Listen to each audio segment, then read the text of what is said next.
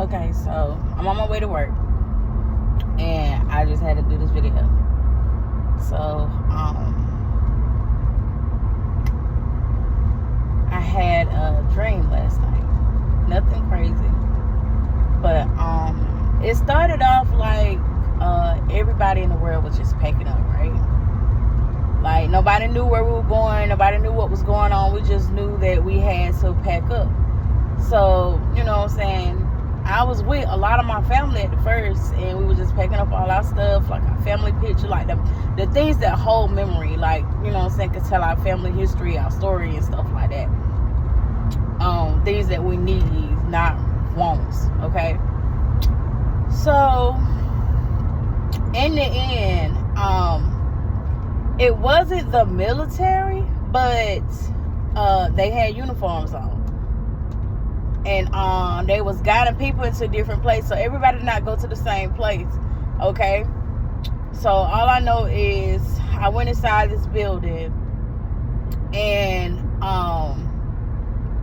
there was a presence there, right? Now, you know, to me, I felt like it was God, because you couldn't see him with your eyes, right? You could hear his soft voice. And every now and then you'll see like inspirations of them or something like that, right? And I started looking around because I was like, you know, why are we here? Like, what's going on? Like, is the world about to flood? Because when I looked around, it looked like we was in the ark. Okay, we was in the ark, and it was, oh my God, it was so huge. It was so many people inside of it, right? But then I realized there was like door openings and stuff like that. It didn't have a door, but you know, it was a door you could walk in and out. And it was like they were just placing people in different parts. And you know, I ended up seeing the inspiration in him. And like I said, you can't really see him, but you can see him. And everybody did not have this gift, okay? Only a few saw it. I was one of them. A lot of it was, I realized that because of how people was acting, like, because I'm like, why is everybody, you know what I'm saying? Like, some people just look past them, walk through them, or all that type of stuff, but I saw him, you know what I'm saying? But I can't tell you what he looked like, okay? It was like, it was a spirit. I can't tell you if he was white. I can't tell you if he was black. I can't tell you if he was Hispanic. None of that. I can't tell you none of that. All I know, he was, and in the midst of me having a conversation, like, so is a flood coming? Because this is the ark. He was like, yes, this is the ark. And he was like, not necessarily a flood. He was like, but new beginnings is about to happen. A different cycle. This world is ending. Okay? It was end of times. So I was like, okay. And so I was like, so is it like another flood? Because we're in a, you know, from my understanding, it's a boat. He was like, no, it's not a flood. I'm like, well, is it happening right now? He was like, no, it's going to be our time, at least 36 to 48 hours. Okay? Before whatever about to happen happens. And he started showing me visions. Because like I said, this was like a spirit form, meaning other people couldn't see it, okay? Unless you was one of the ones he chose to allow to see him. And so he showed me a vision of the world, right? Splitting in two. Like, not like in half, not in half, double, okay? So you had the old world, and then you had the new world, and you could see the new world pulling away from the old world, okay? And he was like, the old world is hell. It's gonna be hell, okay? And he was like, the new world is where the people that, you know what I'm saying, the righteous ones, that's where they were gonna be to start all over, right? And the ones that don't get put on the ark, I want to say ship, I don't know what that meant, but it was like they will suffer. And he literally showed me the earth, like some type of gravity pull, and the new world as a whole world realm coming from the old world. No fire, nothing like that was showing. It was just the old world. But basically, he was like, it's going to be nothing but chaos on this old world. Nothing but chaos. Everybody that will be left behind will deal with chaos. They will deal with hell, like mentally and emotionally hell, okay? And on the new world, you will have peace. Okay? You will have peace. And I was like, okay. I was like, but as I started looking around the art, I realized that I didn't see a lot of church going people, okay? That's what threw me off. I was like, I won't judge a book by its cover because I'm not that type of person. But it were people that you least expect to be left behind, okay? I mean, I was out here with people that if you know what I'm saying, if I was judgmental, I would be like, they don't belong. Like, they don't belong. You get what I'm saying? So I was questioning, not really questioning him, but I was like, well, what is it that keeps them from coming, and what has them left behind? He was like, accountability. Accountability. He was like, yes. So basically, he broke down to me that a lot of the ones that people expect to be coming into the new world, he was like, they wouldn't take accountability. You had some that wouldn't take accountability, and you had some that were just too prideful to the point where they wanted to act as if they did no wrong, like they was just perfect. And mind you, nobody's perfect, right? And he was like, the ones that made it to basically the promised land, the promised world, whichever one you want to call it, from the dream, he was like, they took accountability. They knew God for themselves. Like, they actually had a relationship with him, even though it didn't look like it on the outside. Because I'm not gonna hold y'all, I was like, well, God, why am I here? Why am I not left behind?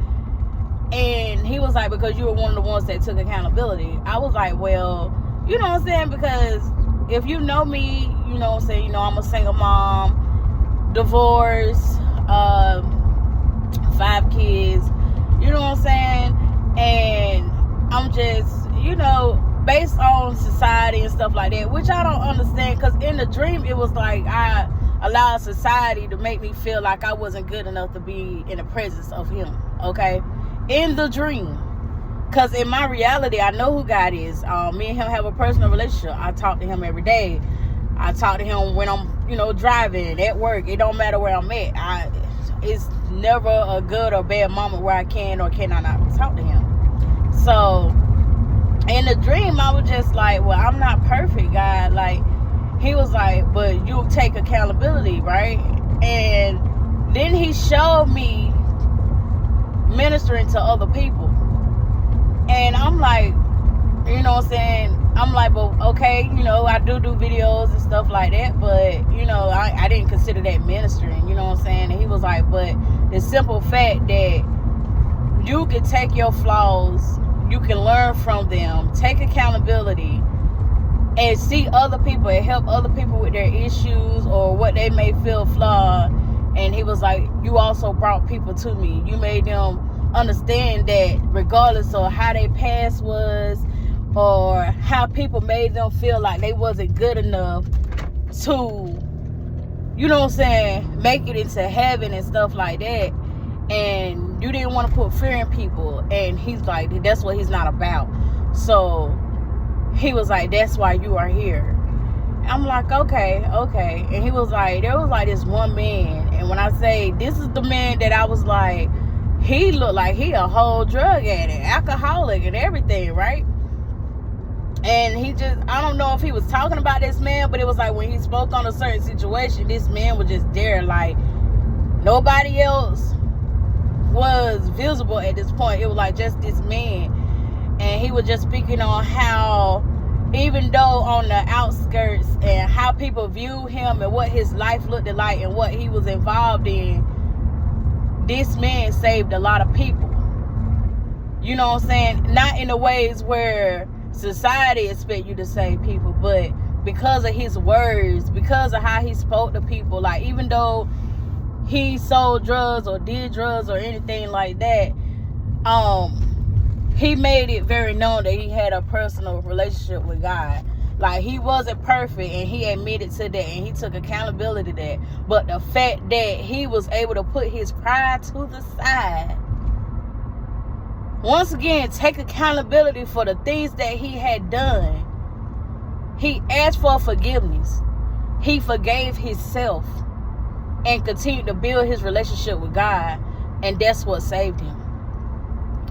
And he was like, the fact that he was like, a lot of the church goers, they think joining a church or staying in church, going to church every time the doors are open, is what gonna bring you closer to God. And it's not even about a church. It's not about a building. It's not about none of that. When he's saying church, he's talking about the body. Your physical body.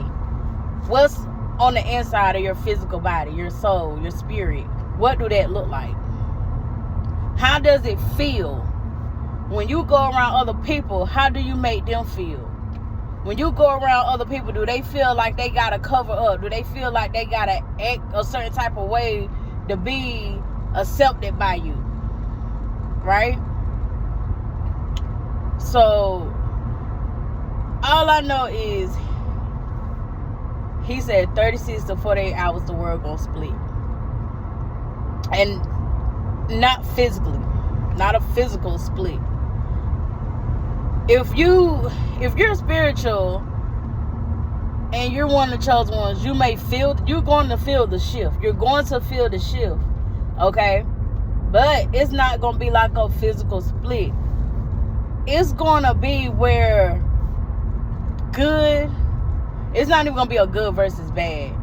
It's going to be like a separation. Okay? Good with the good, bad with the bad. You're going to know who is who. You're going to know who is who. Everything is about to be revealed. Anything demonic is going to show. Nothing is in hiding. When this 36 to 48 hours is up, and I don't know what 36 to 48 hours biblically is. I know in our time, I know what it is. But biblically and spiritual time, because spiritual time and physical time is two different things. Okay? That's why you can sleep for like a couple of minutes, and when you wake up, feel like you've been sleeping for hours. So I don't necessarily know how long that could be. But I know he said 36 to 48 hours. The shift is going to happen. He already know who going. He already know who ain't. And it's going to be the ones you least expect. So, I mean, with that being said, the message that I'm trying to leave is learn how to take accountability. God does not care about your past. He already knows your present. He knows your future. The best thing for a lot of us to do is to put our pride aside. Stop worrying about what people say. Stop worrying about what people think. Okay? They are not God.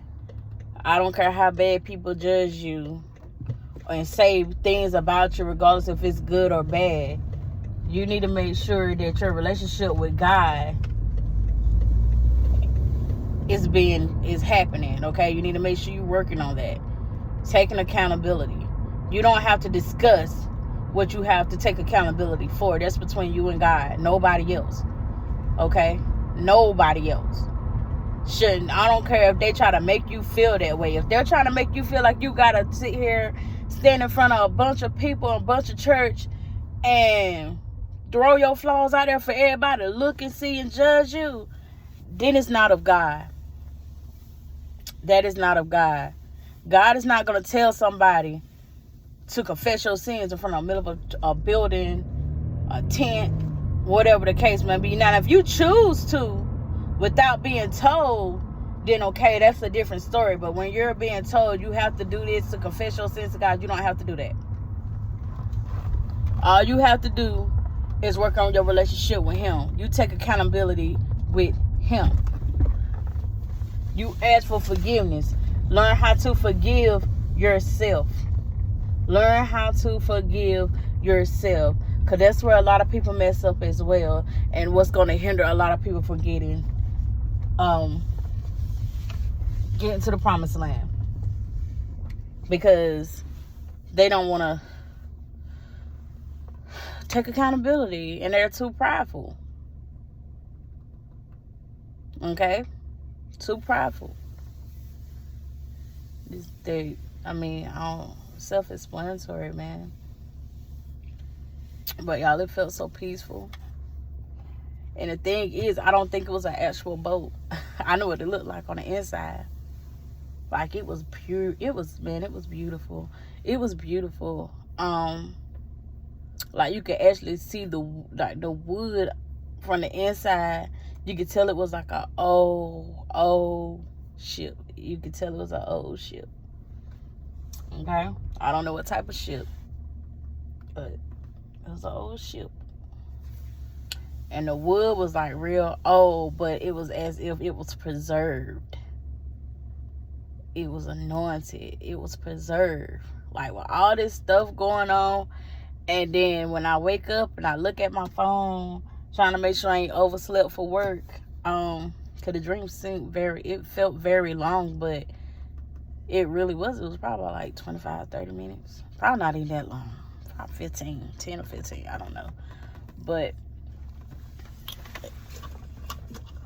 it's just, man, it's not hard to do.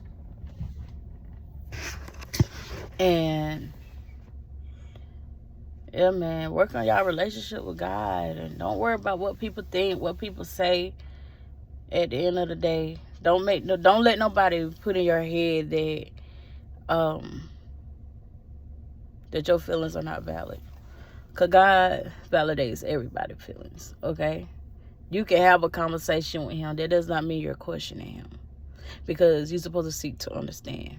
He does not have an issue helping you understand. He will show you in multiple ways for you to understand, and you will know. And a lot of people is not going to understand that. Okay? A lot of people is not going to understand that. Because when I started my spiritual journey, I was shown in a lot of ways, multiple ways, from dreams to just riding on the road and seeing signs, going on social media and somebody is speaking right on the topic, right? It could be anything, really. I've had dreams where I was told to read certain scriptures, and my answer would be right there. So He can come to you in multiple ways, and sometimes people, a lot of times, not sometimes, but a lot of times, when you get around certain type of people that I've been riding around with my back door open, y'all. It's not closed good. My son ain't closed my door good. But yeah, like, you will know. You will know. It's never too late. It's never too late. It's never too late. Now, I don't know necessarily how hell on earth is going to be. I don't care. I just pray that I'm right. I pray that my soul is right. I pray that my spirit is right. My mindset, all that type of stuff is right when that time comes. I don't want to know. But I didn't see hell like fire blazing or nothing like that. I just saw it looked identical to the New World. But it was like a little dark. Like, it didn't have no light. It didn't have no light. Like, the sun shined on it, but like the energy of the world was dark. It was dark. Okay. Oh, look, a red bird. I've been seeing red birds every day. Every time I get in my car. And I'm just, I don't know what else to say, guys. It was beautiful, like the vision that he seen me. Like, I don't even know how to explain it. I don't even know how to explain the way he looked, because I couldn't tell exactly how he looked, but oh my God, it was beautiful. Like, he just flowed around. Like, he didn't walk around, he flowed around. That's how you know it was a spirit. It was the Holy Spirit. Okay, I want to say he had on white, but I know that's just how the spirit looked. That's the way he showed himself to me. I didn't see a face, I didn't see hair, I didn't see skin color. I just saw like a white inspiration or whatever. It was beautiful. The inside of it was beautiful. It was so spacious. Oh my God, the ceilings was high. It was real high. And then it was like right at the top. It had like a little window, right, where you could actually see nothing but sky. It was pretty. It was real pretty. It was peaceful.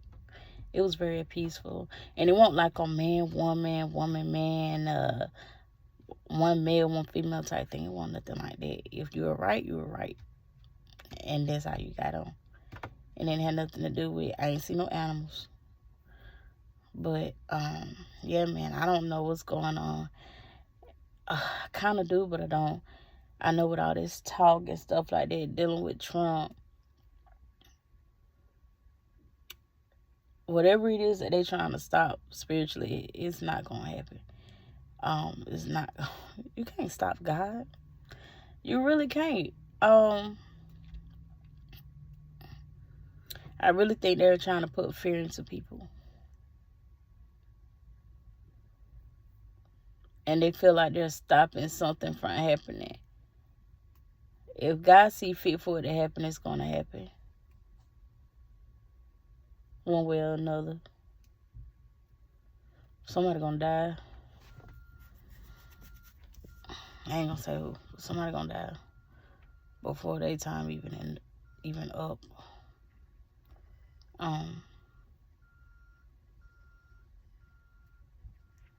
Yeah, it ain't gonna work. It's not gonna work, but I'm at work.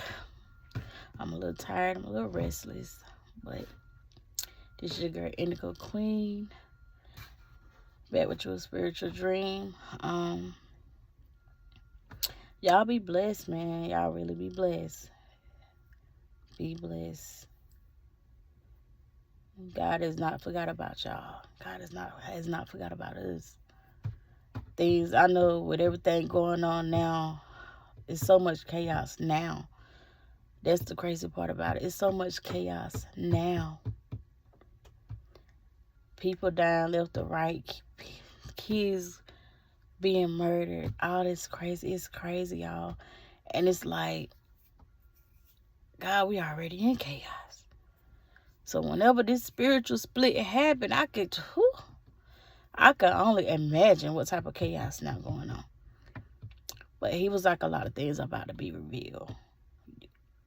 From the witchcraft in churches, in homes, in families, school, the government. And with the government, I'm getting the government, not the government, okay? Like, that's how the downloads and messages is coming, but it's not the government that you think, okay? The government is being ran by the government, if that makes sense. Like, you got to really think about everything that's going on right now and how everything is being transpired and being moved around. Like, you really, really got to take heed. And the main people with the power and control are the ones we least expect to have it, okay? Trump has no power. He's a puppet, okay? That man ain't got no soul. He ain't got no soul, okay? He's being used. I don't want to talk about him.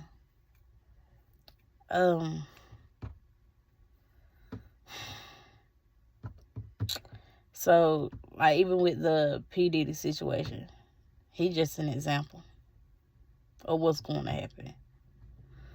I know a lot of people are hearing the stories about how he got prayed over and all that type of stuff, and how he tried to change his life around at the last minute. Once you sell your soul to the devil, you're going to always owe him.